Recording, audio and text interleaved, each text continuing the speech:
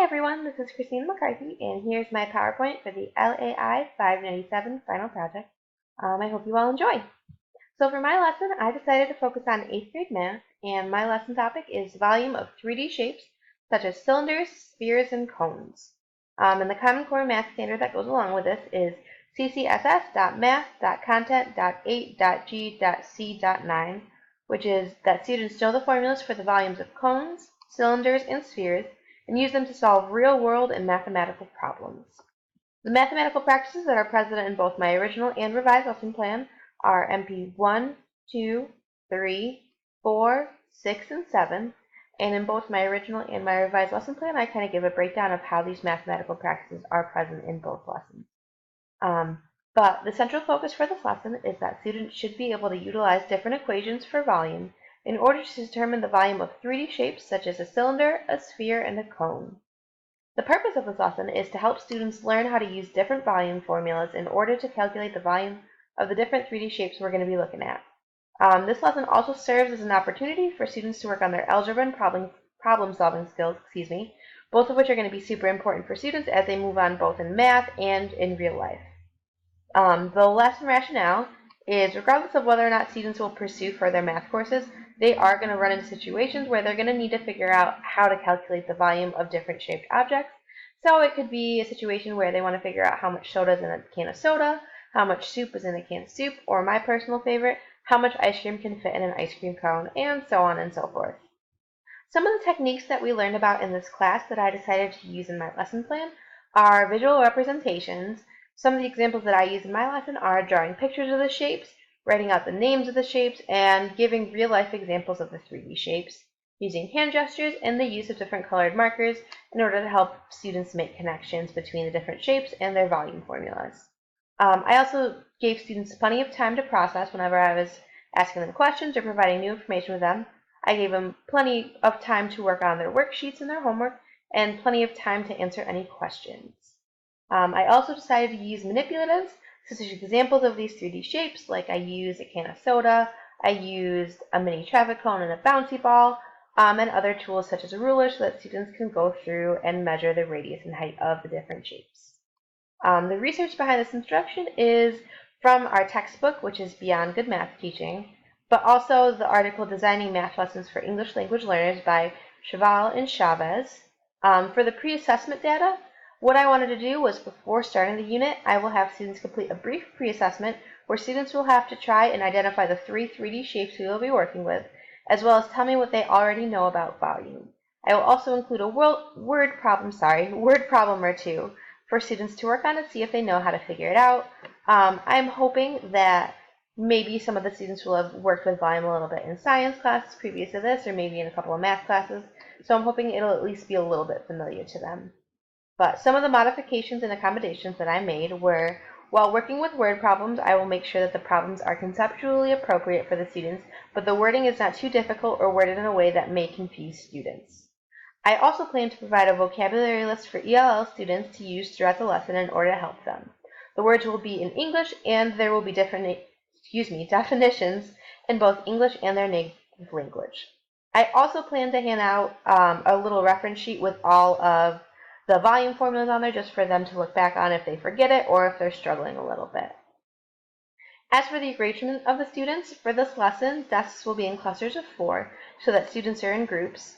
Also, if possible, I would like to arrange the desks so that all of the students can see the board without having to fully turn around, just because that might be a little difficult. I included a visual in both my original and my revised lesson plan if that's something that you want to look at. Also, for the arrangement of students in the groups, I want to try to split up the students based on how good they are at English. So I'm planning on having in each group at least one native English speaker, one ELL who is more advanced with English, and then one ELL who may be struggling with English so that they can work together, both in their native language as well as in English, to try to work on the problems together. As for lesson objectives, students will be able to identify the volume formulas for cylinders, spheres, and cones.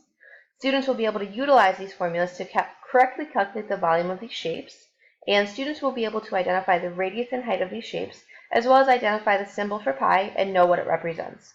Along with this, the students will know where to plug in these values in each equation. Some of the materials that I plan to use are pencil, paper, rulers, soda can / plastic cup, cones, balls, and a computer. For the introduction to the lesson, I will start by asking students what they already know about volume, and then go on to explain what volume is and why it is important. I will then draw and label the 3D shapes you'll be working with and explain each shape to the students. Each shape will have a different color, which will make life a little bit easier for them to be able to understand what definition or what formula goes with each shape and each name. I will also ask students if they have ever seen any of these shapes before, or why finding the volume of these shapes may be helpful in real-life situations. For the body portion of this lesson, I plan to go over each volume equation with students. As I mentioned in the previous slide, each shape will have a different color to help students differentiate. I will discuss with students what the radius and height of each shape are and how to find it. I will also model an example of finding the volume of a cylinder while having students help me through it.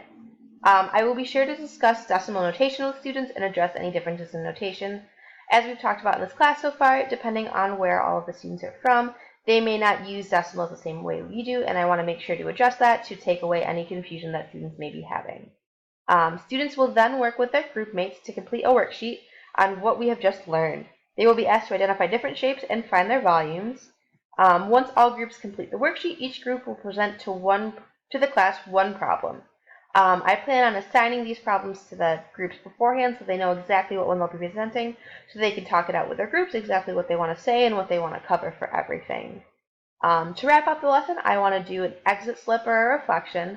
On that exit slip, it's going to ask students one thing that they liked about the lesson, one thing that they think that they're still struggling with the lesson, and one thing that they think that they really understand from the lesson. This will give them an opportunity to really think back and figure out what they still want to work on and what they really get. I also plan to hand out a homework assignment for them to complete and bring in the next day for me to grade. For follow-up activities, I have the homework assignment consisting of 6 problems. There's going to be 2 problems per shape. For assessment, for formative assessment, while students are working in groups, I will walk around and monitor their discussions. Also, while presenting their problems after completing the worksheet, I will monitor students' responses. This is going to give me a pretty good idea of, as a group, how students are doing, what they understand, what they're struggling with, and so on. For a summative assignment, I will grade students' worksheets and homework, and a quiz will be given at the end of the next lesson. And the next lesson that I was planning on doing after this was going to be a lesson continuing with the volume of cylinders, spheres, and cones, but they're going to be more word problems and more focused on real-world applications. Now that we've finished going over what my original lesson plan looked like, here are some of my reflections from this activity. For evaluation of student learning, some things that I thought were I tried my best to allow for many opportunities for students to hold the power and be able to participate. This is evident when students are working in groups and sharing their answers with the class. This is something that we talked about a lot in class, making sure to share the power and making sure students feel important and that they are contributing. I did not actually teach this lesson to a real class, but I think that based on the way I scaffolded this lesson, most students should reach the objective. If not, I plan to create supplementary lessons or worksheets to help get all students to where they need to be. And students practice their new skills while working on their volume worksheet individually and in groups, as well as completing their homework individually. As for evaluation of teaching processes, some of the thoughts that I had were, I think by including many different visual representations, it would allow for all students to get a better understanding of what is happening, even if they don't fully understand what I'm saying. Kind of gets past that language barrier. Also, by allowing students adequate time to process their work, it will allow for more thorough and thought-out work. From this project, I learned that I really like to rely on group work when it comes to lesson planning. In the case of teaching ELLs, this can be really helpful by giving them more confidence and allowing them to have mathematical discussions with their groups. I also learned that I sometimes struggle with writing word problems for ELLs that will be an appropriate difficulty but is still able to be easily understood. I think that by having physical 3D shapes to work with and measure, they were better able to visualize not only the shape, but the different aspects of the shape, such as the height and the radius, both of which are super important when coming to the volume, thinking about the volume formula. I think that the strengths of this lesson were the use of visual representations and the division of power, and I think some problem areas were coming up with challenging and accessible problems.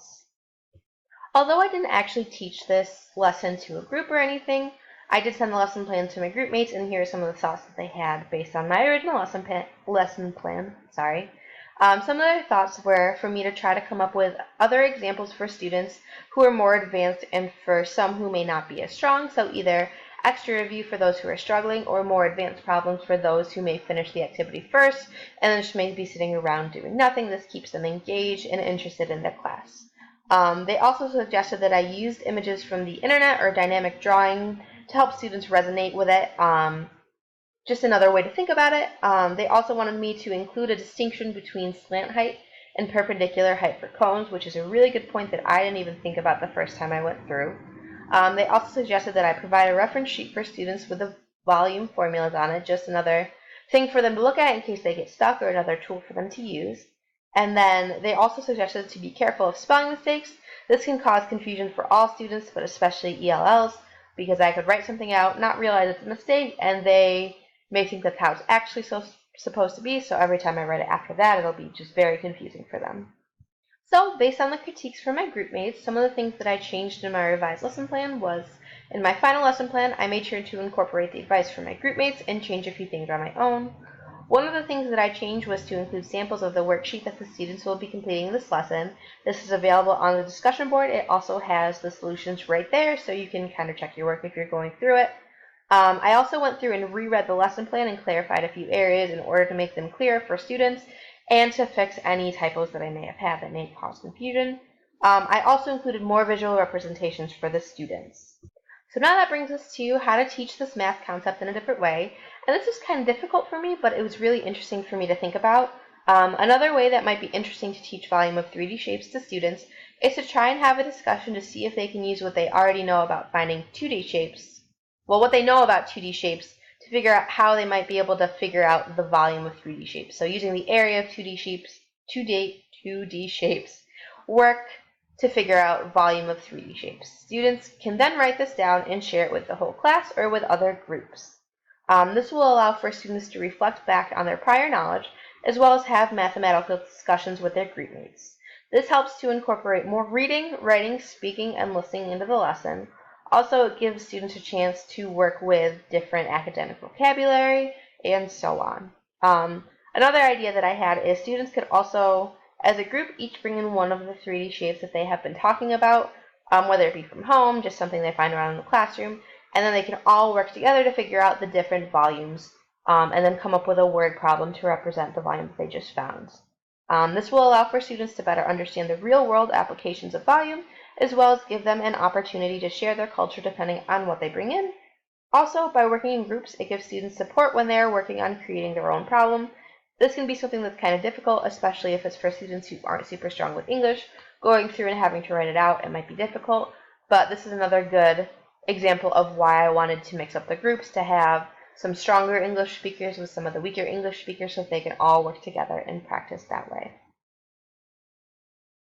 Okay, so that concludes my presentation for the LAI 597 final project. Both my original lesson plan, or the lesson draft, and the final lesson plan are available on the discussion board, along with the worksheet that I worked on.